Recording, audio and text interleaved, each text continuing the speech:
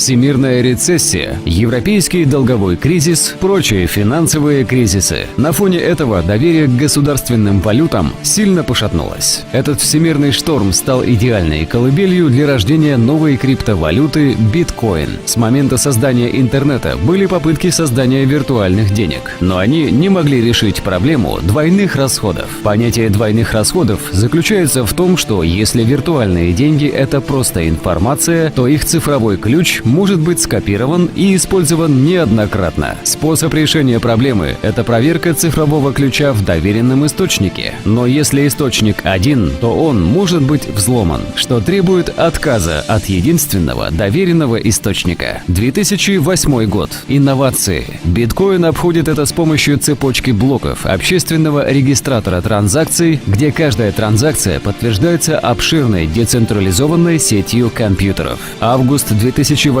года. Bitcoin.org зарегистрирован. Октябрь 2008 года. Утвержден дизайн биткоин. Создателем биткоин является Сатоши Накамото. Скорее всего, псевдоним. Никто не знает, кто скрывается за этим псевдонимом, хотя существует много предположений. Известно лишь, что Сатоши Накамото в переводе с японского значит «ясно мыслящий внутри системы». Сатоши – неизвестный гений математики, хорошо разбирающийся в криптографии. Последние изменения в код Сатоши внес в середине 2010 года и после этого передал бразды правления Гевину Андерсону, ведущему разработчику биткоин. Январь 2009 года. Сеть биткоин начинает работать с выпуском первого клиента биткоин с открытым исходным кодом и выдачей первых биткоин. Сатоши Накамото майнит первый блок биткоинов номиналом в 50 BTC. Он стал известен как Genesis блок. Успешно проводится первая транзакция от Сатоши Накамото к Халлу Финни. Октябрь 2009 года. Установлен курс $1 за 1.3903 BTC в качестве стандарта New Liberty Standard. 2010 год. Май. Первые биткоин проданы по курсу 1.30 BTC за $0.03. Ласло Ханич, программист из Флориды, совершил впервые в мире первый настоящий биткоин-перевод размером в 10 тысяч биткоинов за заказ 2 пиц. Июль 2010 года. Начала работу самая большая и известная биткоин-биржа MTGOX. Забавный факт. MTGOX была открыта для торговли карточками настольной игры Magic the Gathering.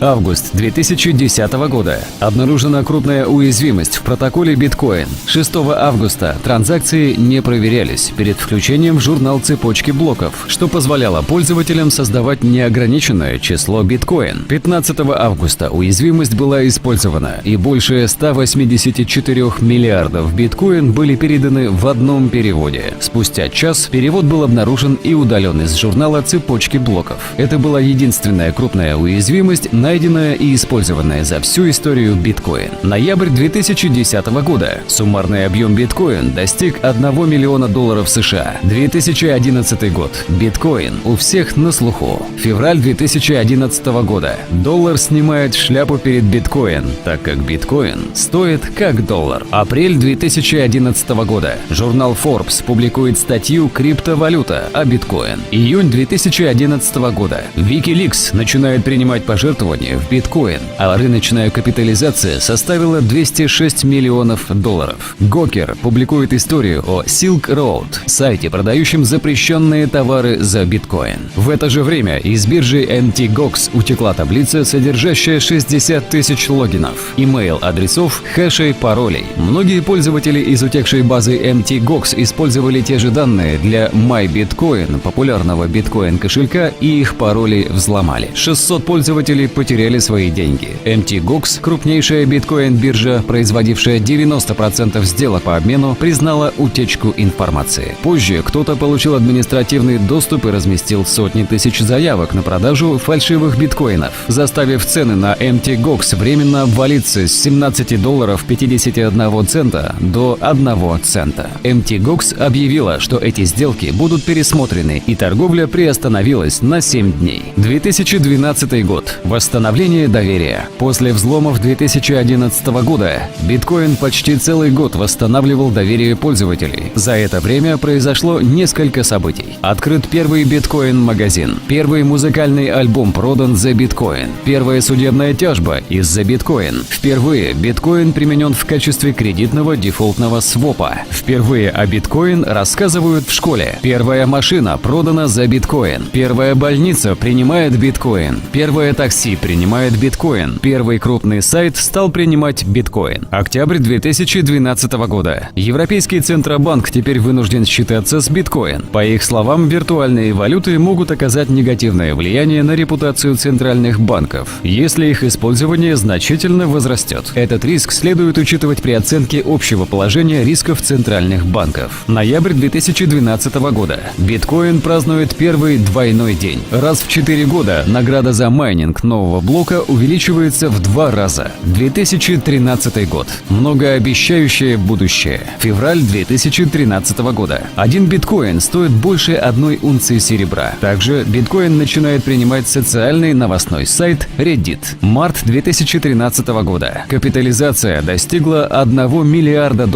В этом же месяце происходит ошибка в цепочке блоков на разных компьютерах с разными версиями биткоин-кошельков. В результате они не признают блоки друг друга действующими. Это создает разделение транзакций в журнале и дает использовать одни и те же деньги на 2 разные цели. mt.gox временно замораживает средства в биткоин, и цены теряют от 23% до 37%. Разделение было быстро устранено, и цена быстро восстанавливается. А в это время Кипр объявляет банковские каникулы и решает изъять часть денег со средств клиентов. На фоне этого цена на биткоин взлетает. Уже в апреле он стоит $200. Май 2013 года. США замораживает счета mt.gox, узнав, что mt.gox не зарегистрирован в Министерстве финансов в качестве обменника валют. Октябрь 2013 года. ФБР закрывает Silk Road и арестовывает создателя, обвинив в убийстве, а также наркоторговле. В результате цена на биткоин падает, но восстанавливается. Затем становится известно, что ФБР заморозило 26 тысяч BTC создателя Silk Road. Тем временем в городе Ванкувер, Канада, открыт первый в мире биткоин-банкомат. Ноябрь 2013 года. Председатель ФРС Бен Бернанке отправляет письмо Сенату США, в котором пишет, что ФРС не имеет права контролировать криптовалюты. Цитата из письма: «Мы должны придерживаться положительной политики в отношении новшеств, которые способствуют более быстрому, более безопасному и более эффективному денежному обращению». В это же время компания Virgin Galactic анонсировала прием оплаты за космические путешествия через биткоин. Тем временем биткоин преодолевает отметку в $1000 и даже временно стоит больше 1 унции золота. Один биткоин стоит больше в 300 тысяч раз, чем биткоин на первых торгах в 2010 году. Декабрь 2013 года. В начале декабря 2013 года Народный банк Китая объявил, что запрещает банкам использовать биткоин. Цена на биткоин рухнула до $600, но восстановилась до $900 тысяч.